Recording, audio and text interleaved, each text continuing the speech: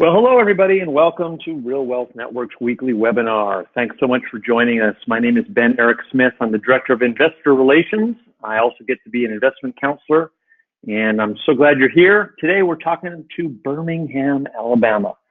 It's a great market. We've been with this affiliate in Birmingham for a few years, or we've known about them, and me and Tim went out there and visited almost 3 years ago, saw the market.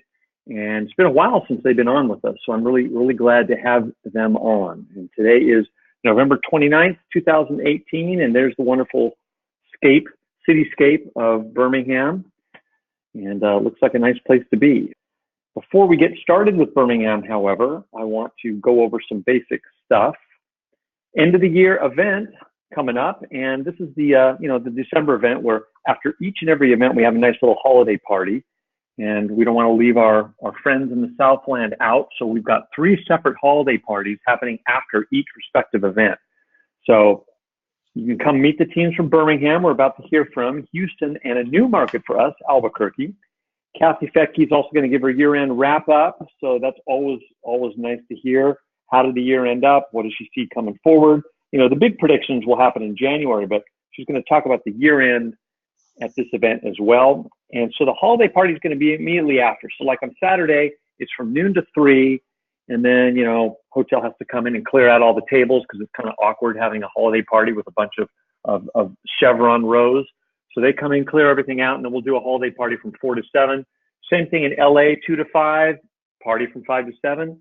San Diego, 6 to 9 p.m. on Monday, and then the holiday party from 9 to 10. So if you think you can make any of those events, please register, realwealthnetwork.com/live-events.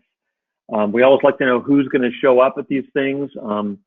If you don't register, we don't know you're coming, and then we've got standing room only, and people get mad and everything else. So please register if you could. We've got a pretty healthy registration so far. So if you could do that, that'd be great. We would love to see you. If you don't happen to be located on the West Coast, we completely understand. We've got some news coming up about a big Tampa event happening in February for all of our East Coasters and Midwesterners. And we also, of course, will record these things. So like, if you ever want to hear Birmingham, like this particular webinar will be recorded and archived. You're always welcome to listen to it again and again. And there's archives for all of our webinars. So you're not completely out in the cold. If you can't attend the event, we understand. There's me, my smiling face. Been an active real estate investor, I think it's about 27 years now. Used to do a bunch of stuff in Arizona and California. Did fix and flips in Arizona for a few years. Bought and hold long-term in California. Then I slowly got out of those 2 markets and moved to Florida a few years ago. And now I own a bunch of stuff, 12 total, in Pennsylvania, Ohio, and Florida. And I love doing it. I love working with our affiliates. It's hard to resist buying new properties. Like I was actually looking at the Birmingham ones earlier today, going, ooh, those look kind of interesting. So anyway, you catch the bug. It's a good bug to have. All right, disclaimer, strategies that we're going to talk about may not be appropriate for everybody. Our lawyers make us say all this, but most of it's true. Other options not mentioned may be more suitable for your specific circumstances. Please consult your personal accountant, tax advisor, and or attorney to discuss your specific situation. Past performance, never a guarantee of future results. Real estate purchases are subject to investment risks, including the possible loss of amounts invested.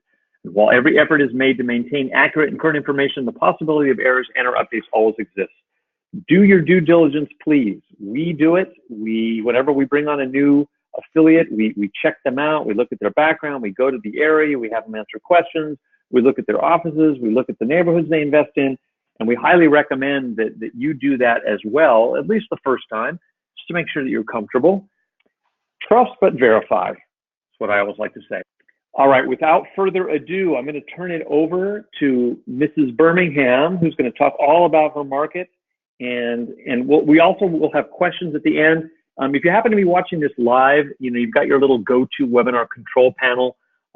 You can certainly type a question in the question box, and most of the questions, like I said, we'll take at the end. But if she's talking about property management and it's a property management question, I might be able to kind of sneak it in. But please feel free to type questions in, and I will turn it over to you. Take it away. Thank you, Ben. You're We welcome. are a full-service real estate investment company founded on the principles of providing high-quality properties and excellent customer service. Our goal is to develop long-term relationships with each of our clients to help them secure their financial future through real estate. As a traditional turnkey provider, we cover the entire process. We purchase every property. Our own construction crews complete each rehab. We focus on what we call the Big Four, which is the roof, the HVAC, the plumbing, and the electrical.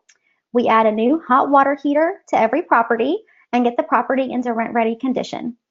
After the renovation, our in-house property management team places a qualified tenant and I sell the property to an investor for long-term cash flow.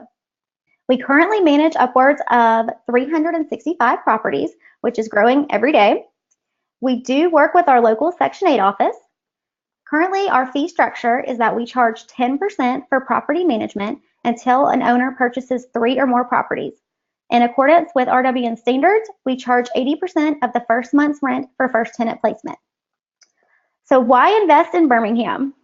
I'm a Birmingham native. I have lived here my entire life, and I could go on and on about why Birmingham is an excellent place to live, but I'm going to tell you some of the more important investment ideas. So Birmingham is actually one of the most important business centers in the Southeast. Alabama ranked number 3 in the country for top states for doing business in 2018. Birmingham was ranked a top 25 city for jobs in 2017 and 2018. Since 2011, the Birmingham region has announced over 19,400 new jobs and $3.9 billion in capital investment. We're home to over 70 foreign companies and 5 Fortune recognized corporations. Birmingham was recently ranked number 2 in the nation for attracting millennial home buyers and one of the top 10 cities for job-seeking graduates. Downtown Birmingham has seen an almost 40% residential growth, and the city was recently named a top destination by Lonely Planet and the Travel Channel.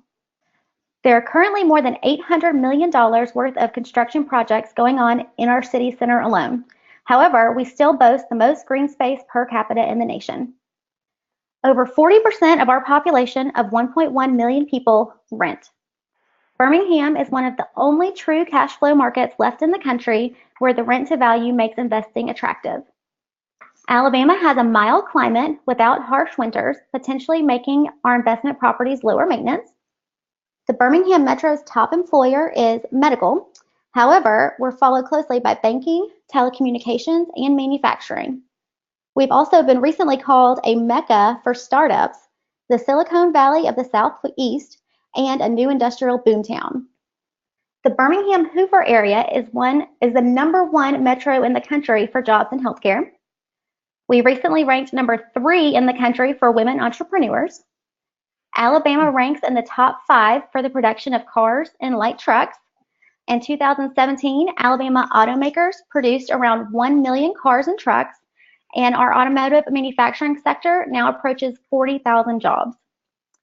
Amazon recently announced in June that it will build a $325 million advanced robotic fulfillment center in Bessemer, which is one of the areas that we invest in.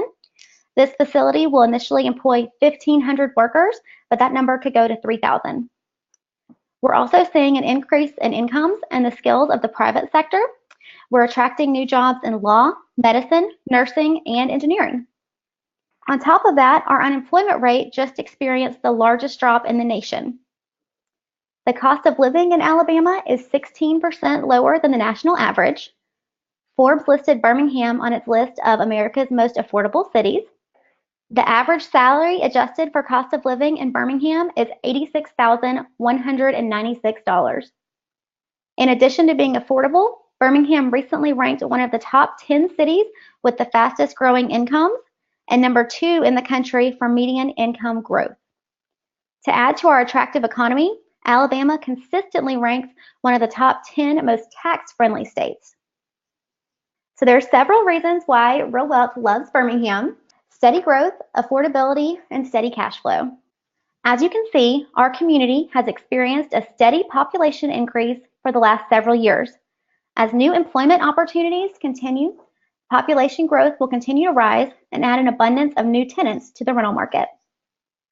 Birmingham is still affordable.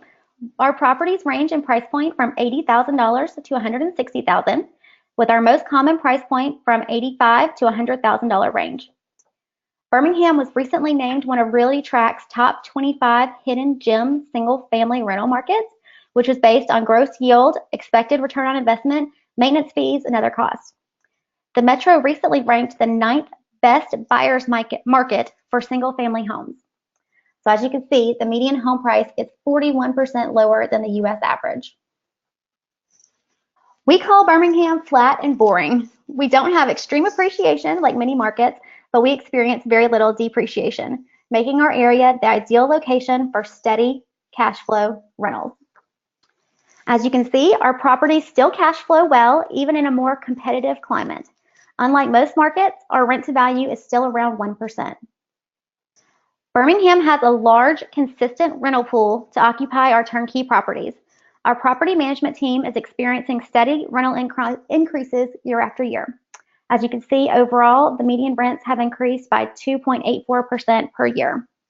So as I said, we're a little boring, but it makes for very steady cash flow and a very large percentage of our population rents. So that makes for a really good supply of renters to choose from. And also, if I want to jump in here, I remember like running the reports, and I think from a property tax standpoint, I mean, you said a top 10 most tax-friendly states, but I think it's even better than that in terms of property taxes. I think you're like number 3rd lowest or something. Yes. Do you happen to know what that is? I don't know the exact ranking, but I know we have very low taxes. We're typically 1 to 1.5% of the purchase price. Yep. That's great. So now to look at a few sample properties. This property is one of our newest homes. It was built in 2004. It boasts 3 bedrooms, 2 baths, a full finished basement, and a 2-car garage.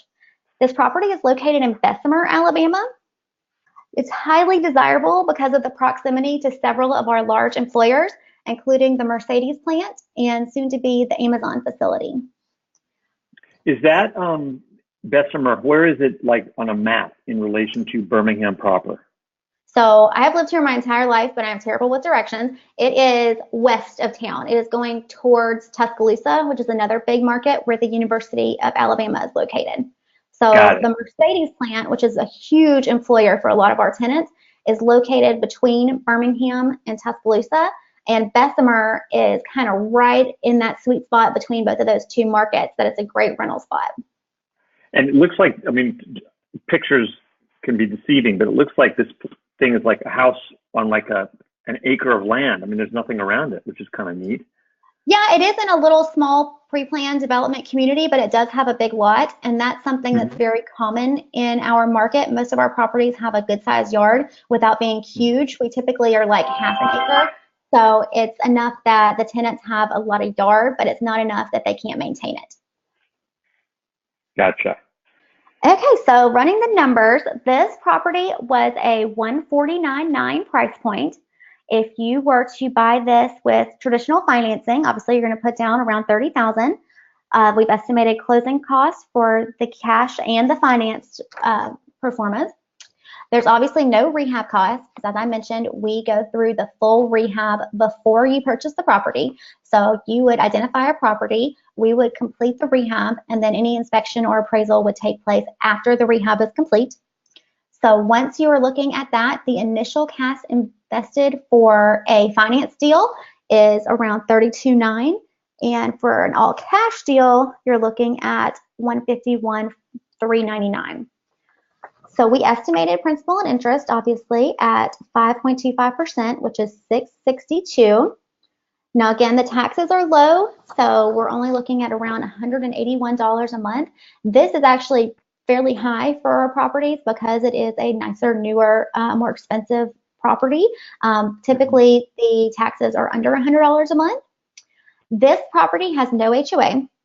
A majority of our properties are not going to have an HOA. Most of our properties are older, as you'll see in future slides, but sometimes the newer properties do. Typically, it is the newer, more pre-planned development communities, typically like 2,000 plus builds, that will have an HOA, but this neighborhood does not. Insurance, we estimated $62 because that is actually what our company paid for insurance when we owned it. And for property management, again, we've charged 10% until you purchase 3 or more properties. So for our estimates, we included 10%. So your totally monthly cost, you're looking at $1,044 for financed and $382 for cash, leaving your cash flow for finance at $351 and for cash $1,013. Now the rent on this property is $1,395. It is actually rented. All 3 of these properties are currently rented. So that is reflective of what you'll get in this area.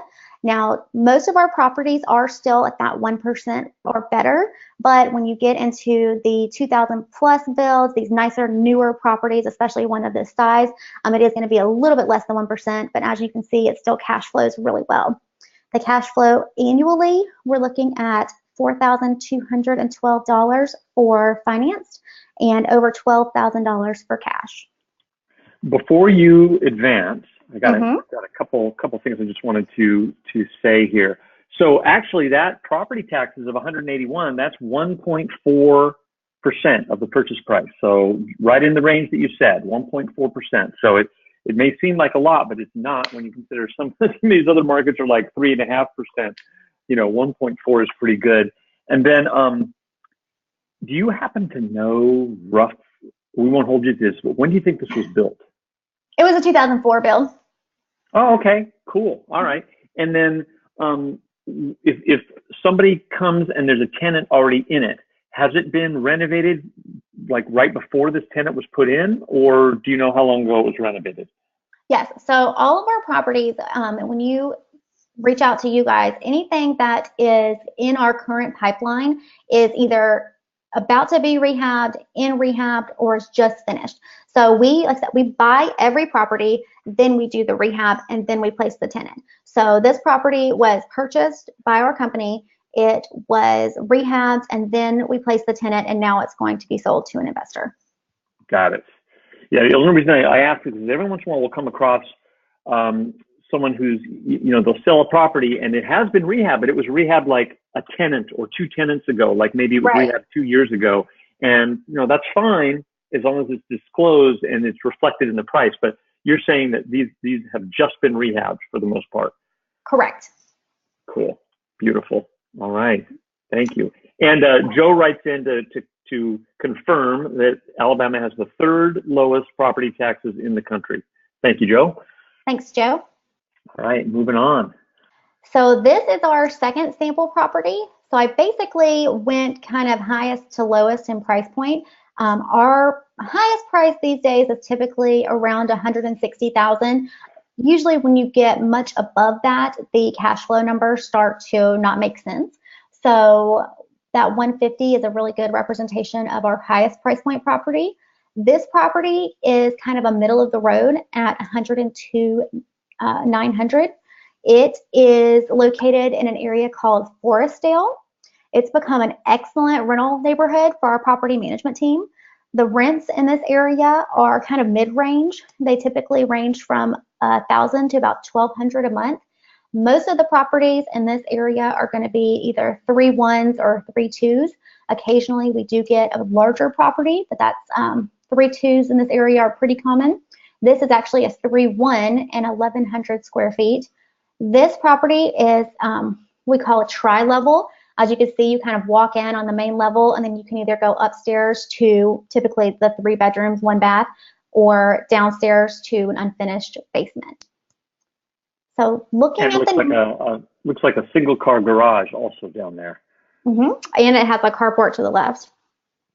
Oh, okay. So that big thing on the right, that's okay. Oops. Yeah, obviously that's like a window. No, you're right. That was a garage door, and now there is a garage door to the right and a carport to the left. Okay, gotcha. So looking at the numbers for this one, as I said, this is 102.9. Very kind of middle of the road for us. Our typical price point is 80 to 160, with the most common being 80 to 100. So this property, you are looking at around $20,000 down for a finance deal. Again, we estimated closing costs. The initial cash invested for a finance deal would be around $22,638. For an all-cash deal, of course, you're going to be putting down $103,929. We estimated the mortgage payment at around $455. As you can see, taxes are lower on this property, so we estimated around $90. When I run our pro formas, I use 2017 taxes. However, Alabama has a very landlord-friendly and a very owner-friendly tax law. So if somebody actually owner-occupies the property, they actually pay about half of what an investor is going to pay. So sometimes if a property is what we call homestead exempt, the taxes are not reflective of what they'll be for an owner. So in that case, I actually double the taxes to try to be as transparent as possible. So in this case, that is a little bit of an estimate because the previous owner was homestead exempt. So again, doubling what that current owner paid, it's still pretty attractive for taxes. Mm-hmm. No HOA.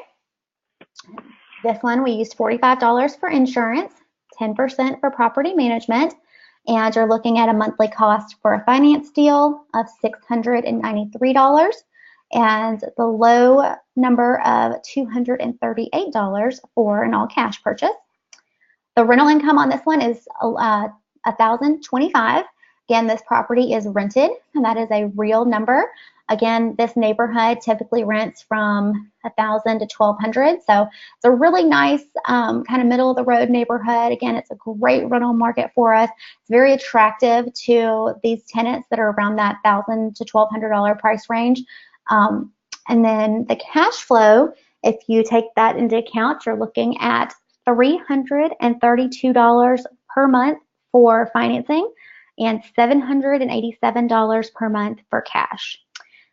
And it's right. And I just wanted to jump in. Sorry to interrupt real quick, but it should be noted that we like to tell people, and it says in the fine print there, it's also recommended that buyers set aside reserves for potential vacancies and or maintenance costs. Mm-hmm. That's typically calculated between 3 and 6% of rent. So depends on how conservative you are, and I think it also depends on how many properties you have. Like if you only have 1 or 2 properties, then have a larger amount of reserves for maintenance and vacancy. If you own 8 or 10 properties, you don't need to do that much per one because nothing's all going to happen at once. But we don't include those in there, so it says down to the left between 3 and 6% of rents. Just set aside. In other words, it's still cash flow, but you want to set some of it aside for the inevitable vacancy that will eventually occur. Yes, we highly encourage that as well. Unfortunately, someday there will be a vacancy and someday you will have a maintenance item. So we definitely want to encourage our investors to make sure that that's set aside so that there's no surprises down the road. Annual cash flow on these guys, like I said, for a finance deal, you're looking at almost $4,000 a year. And for an all cash deal, you're looking at $9,444. Nice.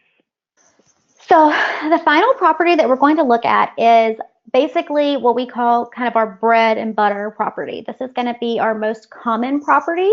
This is located in Center Point, which is our largest neighborhood at approximately 5 square miles. This is by far the most common neighborhood that we invest in, and it's the most popular with our tenants. The property management team typically rents in here around $850 to $1,050 per month. The most common properties in this area are 3 bedrooms, 1 bath, around 1,000 to 1,200 square feet, and they were typically built in the 50s. So as you can see, we've kind of gone the opposite as far as the price point and age of the property. So most of our properties were built in the 1950s. The previous neighborhood, Forestdale, was typically 1960s to 1970s. And then there are several pockets that we invest in when you get into that higher price point that are 2000 to, we've even had a 2016. We're currently not doing new construction, but maybe someday. Did you say, I may have missed it, on that last property, when was it built? That one, I believe, was 1964. Got it. Okay. Mm-hmm. And this one, I believe, was 1954. So these are older properties, smaller properties. This one, as I said, is typically 1,000 to 1,200 square feet. This one's a 1,221, so very on the nose. Then most of these properties are 3-1s. This one is a 3-1.5, which is great. We typically don't get a much higher rental amount for extra bathrooms in this area because most of these properties are 3-1s. So the tenants that have lived here for their whole life expect a 3-1, and typically the rent is reflective of that. So again, the rent in this area is usually $850 to $900, probably the most common, where we do have several pockets of town that'll go $900 to $1,050. This property was rented and is rented at $865 per month. Again, we try to be at that 1% or better, and that's more common in the lower price point properties. This property was purchased for $84,900. The down payment was $16,980 for a finance deal. The closing costs are estimated on there as well. And then you have around $18,678 invested for a finance deal. And of course, $85,749 for an all cash deal. Estimating the principal and interest, you're looking at $375 a month. Taxes, $92. Now the taxes, again, are pretty low, but they are, again, they're kind of reflective of the municipality. So most of the properties that you see, all of these are labeled Birmingham, but Birmingham is basically the downtown area, which is around 200,000 people. And then the Birmingham Metro is around 1.1 million people. So most of our population lives in the Birmingham Metro, which is the suburbs that surround the downtown area. That's where all of these properties are located, and they're all in different municipalities. So the different municipalities have slightly different tax rates. So you can see this one's a little bit higher than the previous one because it's in the city of Center Point as opposed to Forestdale, but generally speaking, they're all going to be low taxes. Right. Got it. Yeah, no HOAs in Center Point. Again, most of our properties are not going to have an HOA. Typically, it's just going to be those almost brand new properties. Insurance, we estimated at $38. Property management at 10%. And your monthly cost for a finance deal is $592, leaving you $273 in monthly cash flow and $3,276 in annual cash flow.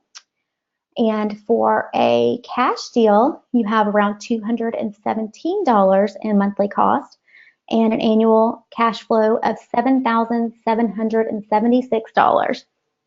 Very nice. Any questions about this property? Yeah, are all of these available, or are these just samples that are not available?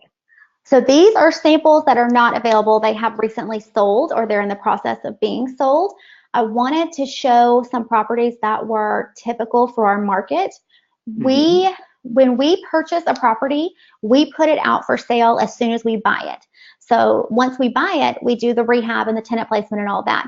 So anything that is currently for sale is not going to be rehabbed or rented. So I wanted to show properties that are actually rehabbed and rented so you can see a realistic sample. Right, exactly. In other words, if you showed properties that were available, they'd be kind of dumpy because you hadn't had a chance to go in and fix them up yet. Exactly. Yep. Okay. Great. Okay. And we do have quite a few questions. So, and if you don't know the answer to some of these, it's totally fine. Just say, hey, I don't know. But how many military bases are close to Birmingham? From what I understand, there is one in Anniston, which is about an hour from us, that we do not currently invest in. There's one in Montgomery, which is about an hour and a half from us, which is a big military town. That's our capital. And we invest few and far between in Montgomery. And then I believe that there's another one south in, like way south of us, and maybe around Mobile. So there's not one in Birmingham, but there are two that are probably within an hour, 2 hours. Yep. Okay. And you said that Birmingham's fairly boring and investment standpoint, and doesn't go up and down, which we saw from the graphs that you showed. But what was it? What was the situation in, the economic downturn of 2008? I mean, what employment supported Birmingham, if you know, during that period of time? That's a great question. So as I said, it's very flat, very boring. Birmingham experienced much less downturn than the rest of the country, especially some of the more dramatic markets like California that a lot of y'all are in. We did have some decrease, but most of the issues were from subprime lending, as a lot of y'all are aware of. We had several communities that people were being given loans that should not have, and those properties were foreclosed on. And since then, investors have come in and largely purchased most of those properties, rehabbed them, and basically done what we do. So now those areas are thriving and they're great rental markets. Again, I don't know the exact numbers, but I can definitely say with confidence that Birmingham did not experience the economic downturn that most of the country did. Again, most of our big employers are medical. Our #1 employer is the University of Alabama, Birmingham. It's a hospital, research facility, dental school, medical school, go on and on. So those guys, of course, are going to continue to thrive even during a downturn, especially with the population aging. Medical is always going to be a huge concern. Also telecommunications, manufacturing, some things that are just very stable are what our state thrives on. Got it. Okay. Are most houses connected to a sewer system, or are they septic? It's about 50-50. So it kind of just depends on the neighborhood, the age. A lot of our properties are in sewer, but I mean, like I said, maybe 40 to 50% are on septic. If it is on sewer, we go ahead and inspect the lines as part of the rehab process. If they're on septic, we pump and inspect as part of the rehab. Got it. Okay. Righty. Now, I think I can probably answer this, but the question is, who's responsible for the lawn care, water, and sewer? And I think the answer would be the tenant is, correct? Correct. Yep. Yeah, landlord doesn't have to pay for any of that. The tenant, when they move in, they put the water and the sewer, and they're responsible for keeping the lawn looking halfway decent. Exactly. Okay. Do you put any warranty on your rehab work? And if so, what do you cover and for how long? Yes. So we adhere to the real wealth standards. We do the initial contractor's warranty on the rehab. I believe it's 60 days. And we warranty everything that the contractors touched. So it's going to be pursuant to the scope of work. So any property that you're interested in, I can send over a full scope so you'll see exactly what was done during the rehab, and everything that was completed is warranted. Got it. And did you say like 60 days? Is that how long it is? Yes. Okay, gotcha. All right, perfect. And typically when a house, so you own 123 Main Street and tenant gives their notice and they're moving out April 1st. Typically, how long does it take between, well, they would actually move out March 31. How long does it typically take before you've got the next tenant in there up and running and paying rent? Great question.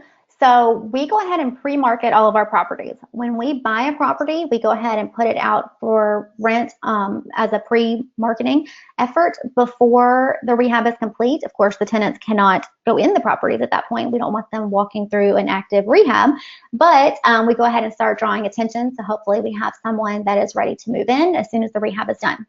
We do the same thing on a turn or a rent ready. So our tenants have to give us 30 days written notice to move out, whether their lease is up or not. And once we receive that notice, we go ahead and start pre-marketing the property. So again, hopefully we have some activity. We have a few people that are interested and ready to look at the property as soon as the rent ready is done. And then ideally, I mean, in some cases, we have somebody that's ready to move in right away. We've actually had deposits put down sight unseen based just on, the look of the house or the location or the proximity to a family member or a school or whatever it is. And then sometimes it does take a little bit longer, but I typically say, 4 weeks would be the maximum to probably get a new tenant placed. 4 weeks. Yeah. Okay. Gotcha. Let's see. Section 8, do you have very many Section 8 tenants? Because you mentioned, or the question is, I noticed that 37% of your tenants are Section 8. Are those houses mostly in the busier urban areas, and do they require extra work to comply with local government regulation? Again, great question. So to answer both questions, not necessarily. Typically, our properties, they're all in the suburbs. We don't actually invest in downtown Birmingham. The downtown itself is either the south side, which is the very nice loft condo conversions and basically $200 to $1 million properties. And then the north side is the sketchy part of town. So we absolutely do not invest anywhere that we feel like we're uncomfortable going. So we don't buy there. So all of these properties are in the suburbs. Some of them are just closer to downtown than others. The Section 8 market is really based more so on the rent. So for example, Section 8 typically won't go above $1,000 a month.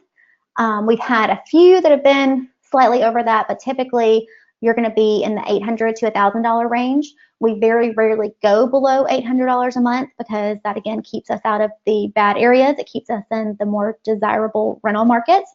So to answer your question, it's not necessarily location-based, but more so rent-based.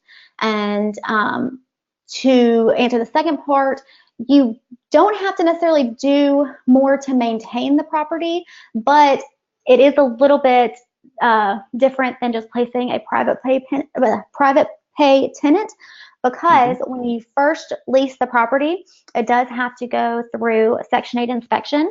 And if there are any issues that are noted, then those do have to be repaired. Typically, they're only safety issues. But if there is anything, like, for example, working smoke detectors or something like that, after that first tenant is placed, after we have sold the property to the new owner, then in order to get the property to Section 8 standards, those items would have to be addressed. Now, some of our investors absolutely love Section 8 because it's guaranteed rent. A lot of our properties are 100% Section 8, so the entire payment comes from Section 8. Some of them are a portion depending on the tenant's situation. So there are pros and cons. We do work with them because the pros typically outweigh the cons.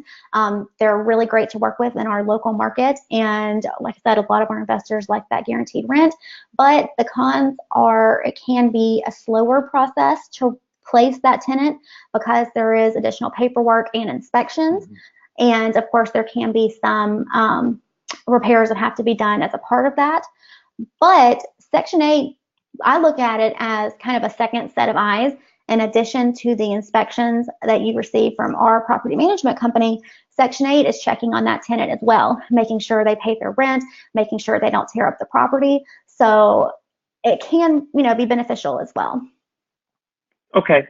Yeah, I had a Section 8 tenant once. This was in Phoenix, Arizona. And, there were pros and cons. The cons were exactly what you said. You had to jump through a couple extra hoops because you have a government bureaucrat showing up, inspecting your property. So yes, that's a little bit of a pain because someone has to be there to meet them, and they'll point out things that maybe you wouldn't ordinarily fix that seem kind of nitpicky.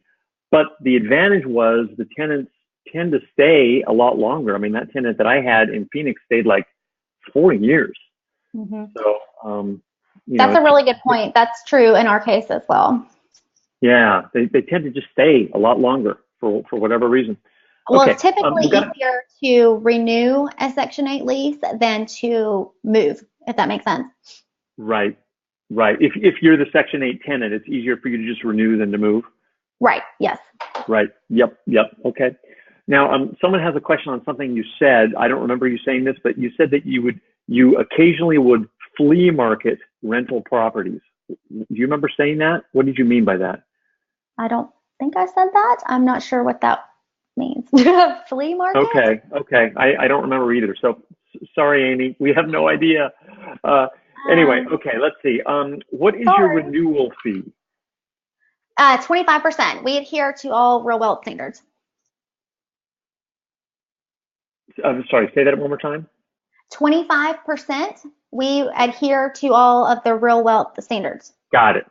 Okay, thank you. I was reading and I didn't hear you, and I just wanted you to repeat it, so I appreciate that. Okay. I had heard that Center Point, which is the neighborhood or the town of your third and final $84,000 house, I'd heard Center Point charges fire dues separate from property taxes. Can you confirm? And is that true? And if so, what is the price of that roughly? That is a great question. And since I am not on the property management side, I'm not 100% sure. I have seen some fire dues come through the mail, basically. But I will have to confirm that and get back to you. It's not common for our properties to have dues outside of the taxes.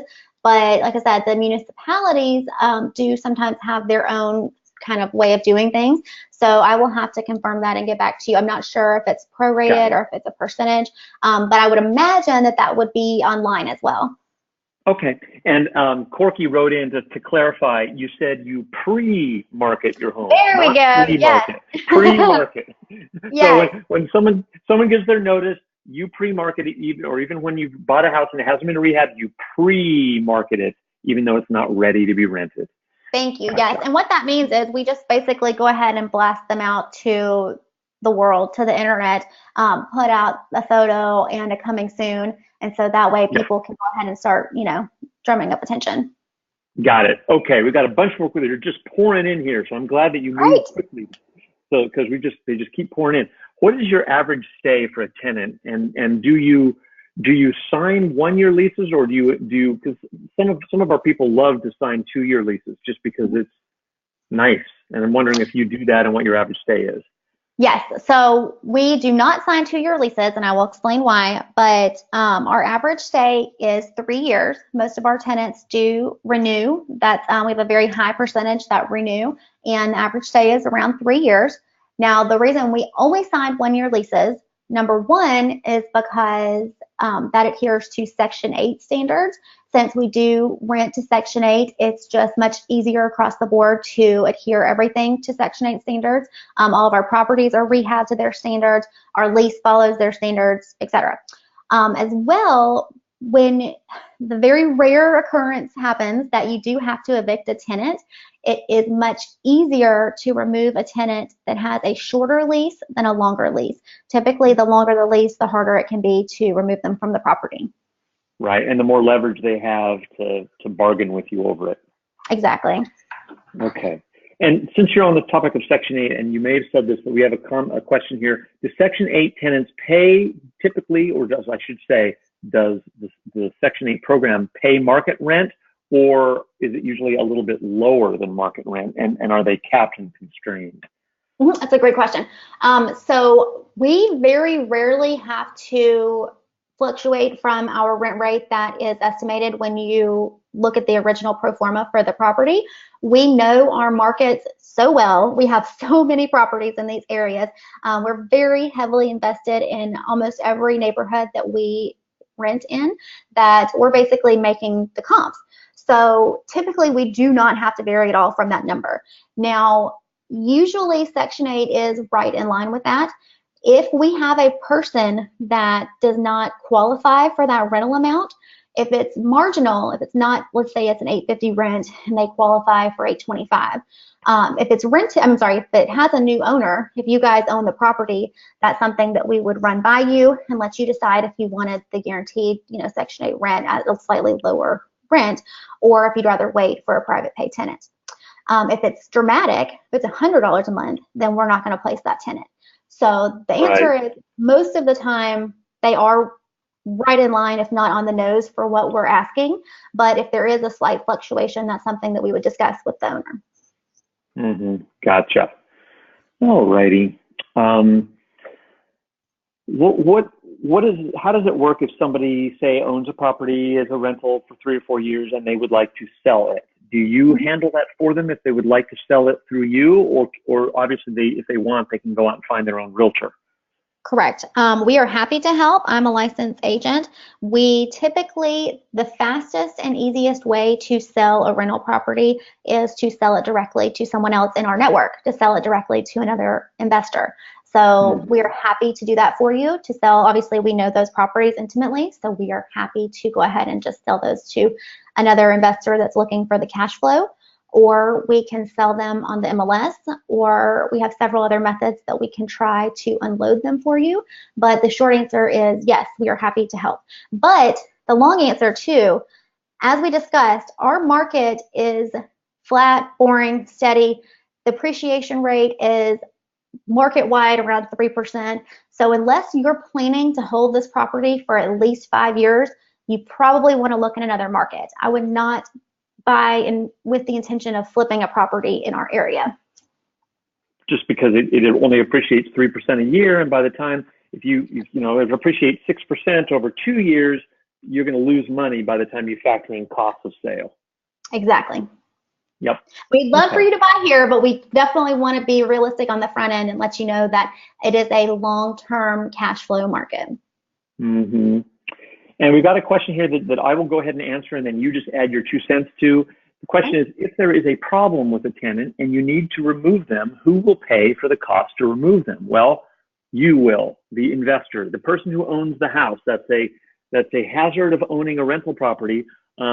But like she said earlier, it hardly ever happens. And when it does happen, can you tell us roughly about how much it costs to go through the whole eviction process? Yes, I don't want you to quote me for accuracy because, like I said, I'm not on the property management side. We're in-house in the same office, but I don't actually go through the eviction process. But what we do is when a tenant has stopped paying, the first thing we do is our property manager tries to contact them and work out an arrangement, figure out what's going on, see if we can get that tenant to pay, get them caught up. We do adhere, our lease is extremely specific to where if it's not paid by this day, they are late. If it's not paid by this day, they get served with a process server that they have to pay or be removed from the property. So we have a very specific set of guidelines so that we can almost always either work out an arrangement with that tenant or get them removed from the property before we have to go through a formal eviction. We very, very rarely have to go through the court system. If we do, we are a landlord-friendly state. So it's a much faster process than a lot of you guys are used to. Typically that can happen within a couple of months instead of, a year in some cases. And the costs are, again, I would be guesstimating. I know that you have to pay attorney's fees and processing fees. So I'd say maybe around $1,000, but we do go after the tenant for those fees once the process is complete. Got it. And it's so rare. It's like, okay, yeah, I mean, a tree could fall in your house too, and then you have to pay a deductible. So it does happen. Okay. And this is more of a CPA question, so maybe you don't know the answer, but do you happen to know, does a non-resident have to file an Alabama state income tax return? Somebody has asked me that before, and I want to say the answer is yes, but again, that is a CPA question, and I would not quote me. And I'm going to issue the same disclaimer because I looked into it once years ago, and my fading memory tells me that you do, but there's a limit. There's a floor. Like if you haven't paid very much money, and by the time with properties you claim depreciation and everything else, and a lot of times you show a paper loss, like you don't have to file it unless you have a certain minimum income, all told, minimum income from your properties.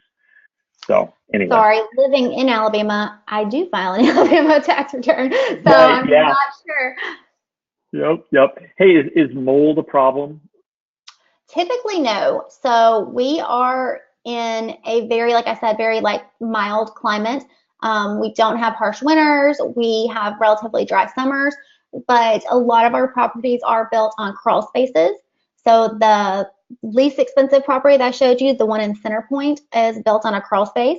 Most of them are on a crawl space, with some being on a slab, some being on a basement, but the crawl spaces are wet areas. So sometimes you do get some mold down there, but we go ahead and add floor plastic and treat if we find anything. We very, very rarely have mold inside a home. Usually it's just in those kind of outside areas. And again, this is very rare. And if we do have active mold, then of course we remediate that as part of the rehab. But for you as an owner, if a tenant is maintaining that property, it won't be an issue. Especially if they run the AC, because that takes all the moisture out of the air. Right. Yep. Okay, let's see. Where we're just about rolling it up here. Oh, here's some questions just on numbers, population growth rate and stuff. So what is Birmingham kind of flat in terms of population growth, or is it increasing or going down? Yeah, Or it's increasing slowly but surely. So we okay, are increasing, especially with all the new job growth that's happened. We have a lot of people moving into our area for these really well-paying jobs. So we are increasing, but it's just not a dramatic increase like some other areas. got it. All righty, perfect. And that's a good answer. What about job growth? Oh yeah, definitely. Several of the things I mentioned earlier, we have a lot of new jobs moving into our market. The automotive industry is huge around really around Birmingham, but all over the state of Alabama. It's growing like crazy. We are producing cars and trucks that are, I mean, it's just incredible. And a lot of the parts manufacturers are moving in to be closer to the auto manufacturers. So we have a Mercedes plant, Toyota, Honda, and so the people that manufacture the parts for the cars are buying up very large facilities to be closer to the manufacturers.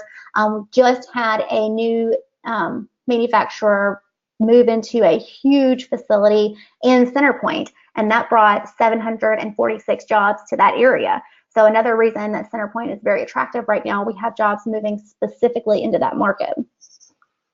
Yep. Okay. Does your property management company find new tenants for the investors upon transition? And answer is yes. That's part of the whole deal. When investor purchases a home with any of our affiliates, and certainly with Birmingham, then yes, it's turned over to the property management division that she said is part of the same office, and they advertise for, screen, and find a tenant and place a tenant. But of course, there's a cost of that, and she went over those at the very beginning. But then, yes, you're not expected as an out-of-state investor who lives thousands of miles away to be finding a tenant for the property. That would be absolutely not good. Mm-hmm. All right, let's see. And then, how do you communicate with the investor for updates? I assume that you send out a monthly statement every month showing what's going on, the rents that have been collected, any expenses that have been incurred, and then you reach out to them at a certain point if something exceeds a certain threshold? Yeah, that's a great question. So when you first go under contract with one of our properties, I am your point of contact. I am the sales director for our company, and I will walk you through, the rehab, the inspection, and the appraisal all the way to closing. Once you close on the property, I will basically hand you over to our owner relations person on the property management side, and she will be your point of contact for any questions, concerns, walking you through the online owners portal. The owners portal has real-time access to everything financial that's going on with the property. So every time the rent is paid, if there's a maintenance item, anything like that. In addition to that, we have a full-time maintenance coordinator, and her primary job is to take care of maintenance items that come through from the tenant, but also to get the properties rent ready when there is a turn. So she will be communicating with you anytime one of those items comes up. We also have a new system that we've implemented that is real-time tracking of maintenance items. So every time there's a maintenance request or a payment or anything like that, you will get an email. And in addition to that, we have, full-time staff that is there to walk you through any kind of, questions, concerns, anything like that. And on your maintenance question, we do have a threshold. We have a $300 maintenance reserve that we ask for you to put into your online owners portal at the time that you sign up for management. So basically when I transfer you over to the management side, and anything over that number, you'll get a phone call or an email unless it's an emergency. And anything under that number, we just go ahead and take care of. Typically that's little plumbing and, those kind of items. Right. Gotcha. Okay. Do most of the rentals, or I should say, do all the rentals have central air? Yes, that is something that we absolutely have to have in our market. As you can imagine, it gets very hot down here. And so we have central HVAC in every property. If it doesn't have it, we add it. Our rule of thumb on the HVAC and the roof is that they have to have at least 5 years life remaining or we replace them. So a lot of our properties do get new roofs, new HVACs. If not, they have an extended life left. Got it. Yep. Perfect.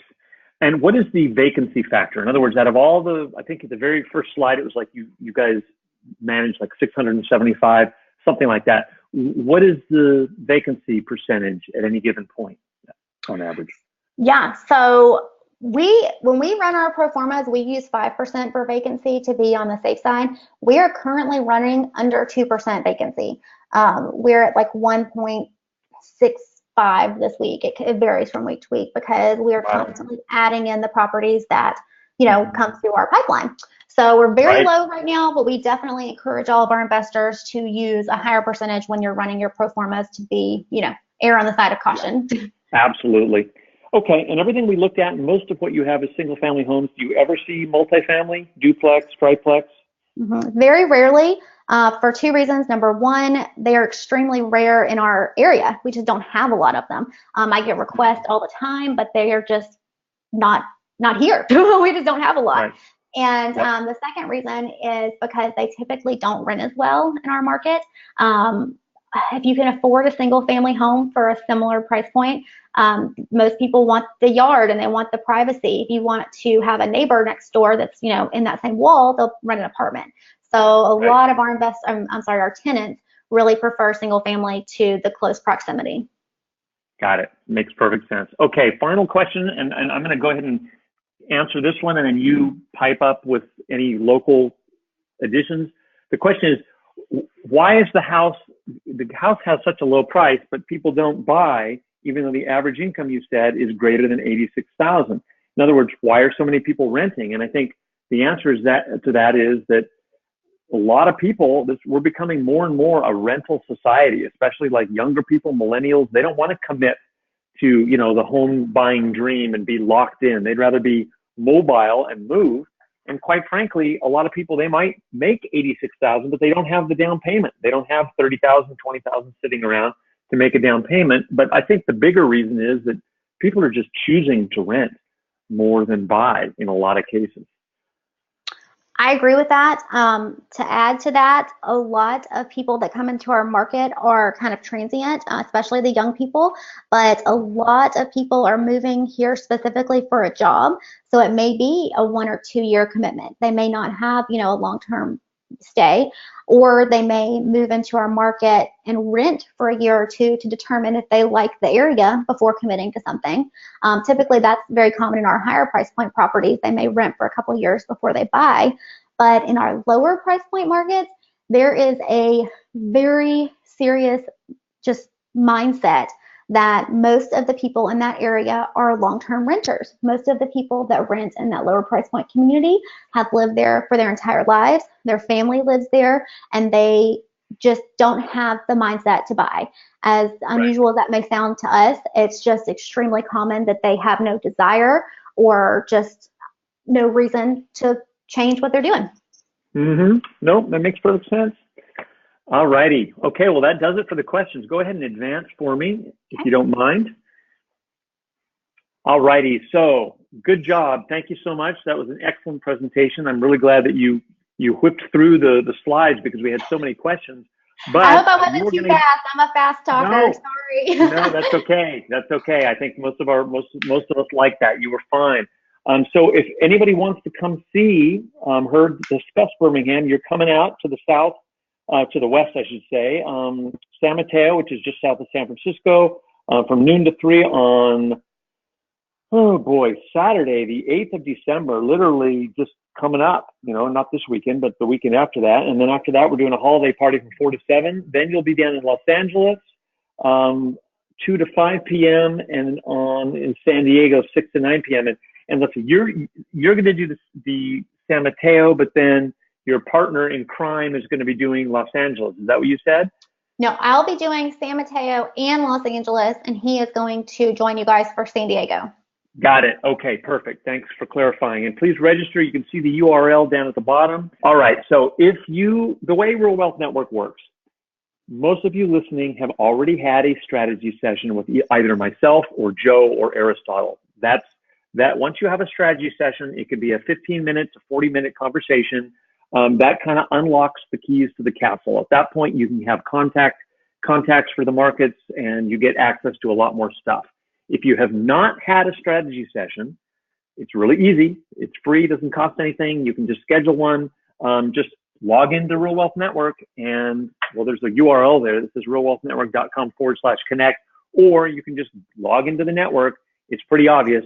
Schedule a strategy session. Just follow the prompts, and you'll speak with Kathy McBride at first, and then she will schedule you with one of us. And then if you're interested in, and this is all pretty quick. We're not talking a month-long process. We can do it this week, most likely. But you just then, if you're interested in Birmingham, we'll talk about it, and we'll kind of come up with some ideas for you. Maybe recommend some markets. And if you're really hot for a particular market, want to have Birmingham, we will give you her contact information, and you can just work directly with them. So it's a pretty straightforward process.